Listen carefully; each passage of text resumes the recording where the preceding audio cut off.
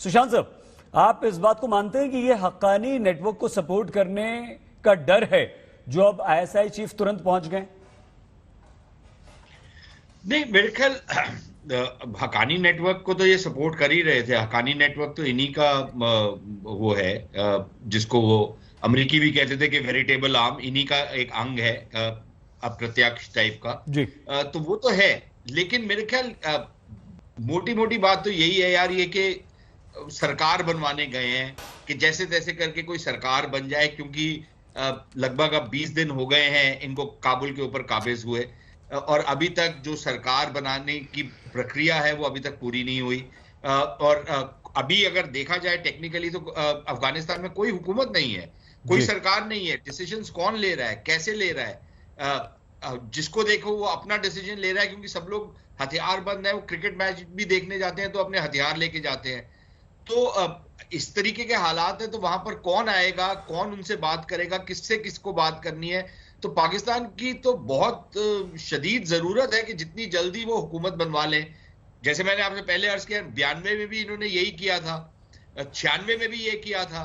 तो ये तो पुरानी इनकी वो है, तो वही वाला खेल अभी दोबारा से चल रहा है। लेकिन ये जरूर है कि इनकी बहुत सारी जो अजम्पशंस हैं अफगानिस्तान को लेके वो चकनाचूर होंगी, लेकिन थोड़ा वक्त लगेगा, लेकिन वो होंगी। अपराजिता जी, क्योंकि अफगानिस्तान एशिया के एकदम बीचों बीच, या अगर हम आम भाषा में गए उसे अपराजिता जी, तो वो चौराहे पर है, और इसकी स्ट्रेटेजिक, इसकी रणनीतिक का इसका जो महत्व है और इंपॉर्टेंस है वो हमारे लिए बहुत ज्यादा है। ऐसे में क्या हमें वेट एंड वॉच वाली नीति पर ही चलना चाहिए, या हमें प्रोएक्टिव होकर कुछ कदम आगे बढ़ाने चाहिए?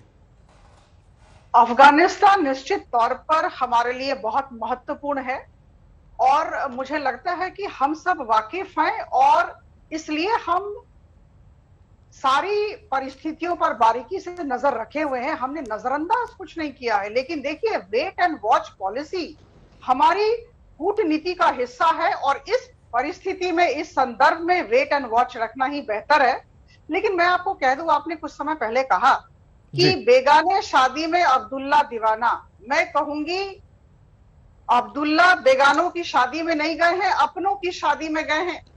हमारे विदेश सचिव ने कुछ दिन पहले कहा था, लगातार तालिबान को पाकिस्तान ने सपोर्ट किया है और नर्चर किया है, और अमेरिका के फौजों को बाहर निकालने में और तालिबान को लाने में जो इस रीजन का, या मैं कहूं विश्व का सबसे बड़ा समर्थक है अलगाववाद और आतंकवाद का, पाकिस्तान, उसका हाथ है, और हम सब वाकिफ है, पूरा विश्व वाकिफ है। जी मैम, अभी एक थोड़ा सा समय कम है, जल्दी से याकूब जी, आपको लगता है कि आपने कहा कि भाई हम इकोनॉमी की बात करने आए, आईएसआई चीफ गए, ट्रेड की बात करने गए हैं, तो जो सेंट्रल एशिया है, वो इंडिया पाकिस्तान आप दोनों को ले लीजिए, सेंट्रल एशिया बहुत ज्यादा इंपॉर्टेंट हो जाता है यहां पर, और इसलिए हो जाता है क्योंकि सारे जो रूट्स हैं इकोनॉमी के और ट्रेड के, वो यहीं से हैं, और अफगानिस्तान आपके हमारे दोनों के लिए इन सब देशों में। लेकिन ये जो इंस्टेबिलिटी है अफगानिस्तान में, ये कहीं ना कहीं नुकसान ना पहुंचा दे पाकिस्तान को? देखिए, पहली बात तो इस बात का जवाब दे दूं कि आप एक बात को इग्नोर करे चले जा रहे हैं कि डीजी आईएसआई फैज हमीद ने तो पहले भी, आप ही लोगों ने तस्वीरें चलाई थी, वो नमाज पढ़ रहे थे तालिबान के साथ, वो दोहा में मिले थे। उनका बिल्कुल एक रोल था उनका कि जिन्होंने ये डील, पीस डील मैच्योर कराई, तो उनका तो स्टेक सबसे ज्यादा है। लेकिन मैं यहाँ पे थोड़ी सी सुशांत जी की बात को आगे बढ़ाऊंगा। उन्होंने बड़े इररिफ्यूटेबल हिस्टोरिकल फैक्ट्स बयान किए, यहाँ पे बड़ा मैं अप्रिशिएट करता हूँ उनको। और उन्होंने वो गुड की बात की, बिल्कुल अच्छी बात है, उन्होंने ठीक कहा। लेकिन वो थोड़ा सा बात को वो 92, 93 से फिर आगे नहीं लेके गए। गुलबदीन हिकमत यार की गए कि ठीक है जी, फेवरेट थे हमारे एक वक्त में। यही गुलबदीन हिकमत यार जो था, सीआईए का मोस्ट फेवरेट था, सबसे ज्यादा फंडिंग इसको हुई। चले जी, हमने उसको अगर फेवरेट करार दे दिया, या हमने थोड़ी सी सपोर्ट दे दी कि भाई काबुल में पीस आ जाए। यही गुलबदीन हिकमत यार जब प्राइम मिनिस्टर था, तो उसका जो डिफेंस मिनिस्टर था वो अहमद शाह मसूद था, ठीक है। यही गुलबदीन हिकमत यार ने सेफ पैसेज दिया ओसामा बिन लादेन को। यही गुलबदीन हिकमत यार जो था, ये आगे जाके इसने सबसे ज्यादा अटैक किए अमरीकी मारे। और इसी गुलबदीन हिकमत यार ने लास्ट इलेक्शन कंटेस्ट किया अशरफ गनी के मुकाबले में। तो इसको पार्डन भी कर दिया, अमेरिकी मारने की जो सजा थी वो भी माफ कर दी, उसको मेन स्ट्रीम पॉलिटिक्स में भी ले आए। तो अगर हमने उस वक्त गुलबदीन को छोड़ के अगर हमने स्टेबिलिटी लाने के लिए तालिबान को सपोर्ट कर दिया, और हमें ये लगता था कि तालिबान जो है वो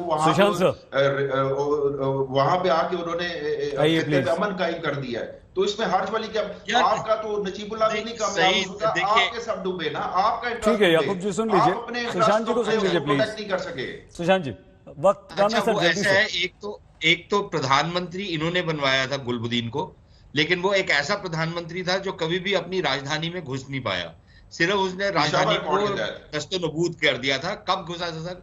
काबुल में कब घुसा वो? कब अपने ओहदे पे बैठा वो? एक बारी भी नहीं। और जो डिफेंस मिनिस्ट्री भी इन्होंने दी थी, इन्होंने ही दी थी वो अहमद शाह मसूद को, और ये नहीं चाहते थे कि अहमद शाह मसूद वगैरह पहले आकर काबुल के ऊपर काबिज हो जाए, तो ये उनका खेल थोड़ा सा खराब हुआ। इस बार इन्होंने इंश्योर किया कि जो हक्कानी है वो पहले काबुल के अंदर घुस जाए, ताकि जो पिछली दो बार 92 में और 96 में जो इनके साथ हाथ हुआ, या 2001 में, रादर नॉट 96 में, जो 2001 में इनके साथ हाथ हुआ वो इस बार ना हो।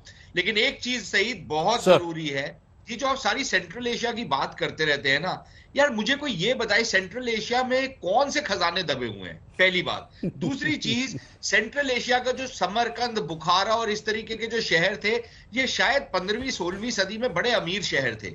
आज क्या बनाता है सेंट्रल एशिया? क्या बेचता है, कहां बेचता है, किससे क्या खरीदता है? तो ये जो एक सारा का सारा वो बनाया हुआ है ना कि जी वो वहां से पता नहीं दूध और शहद की नदियां बहनी शुरू हो जाएंगी अफगानिस्तान के थ्रू, और पता नहीं सीपेक कहां पर पहुंच जाएगा, और पता नहीं कौन सी खदानें हैं, और कितने पता नहीं सोने का, और पता नहीं क्या क्या है यार, ये सब। चलिए, आज आपने एक बात तो क्लियर कर दी, एक बात तो क्लियर कर दिया आपने कहा कि अगर ना भी मुड़ के देखें तो कोई अपने को फर्क नहीं पड़ता, फिर भी हमने इतनी मदद की और आगे भी करेंगे, क्योंकि वसुधैव कुटुंबकम अपने अपना सिद्धांत है सर। नहीं ठीक है, नहीं एक शब्द, हमने सिर्फ इसलिए मदद की क्योंकि अफगानिस्तान में जब अस्थिरता होती है तो वो अस्थिरता सारे खित्ते को खराब करती है। बिल्कुल सर, और तो हम वहां स्थिरता लेके आने की कोशिश कर रहे थे, पाकिस्तान ने वहां अस्थिरता लेके आए।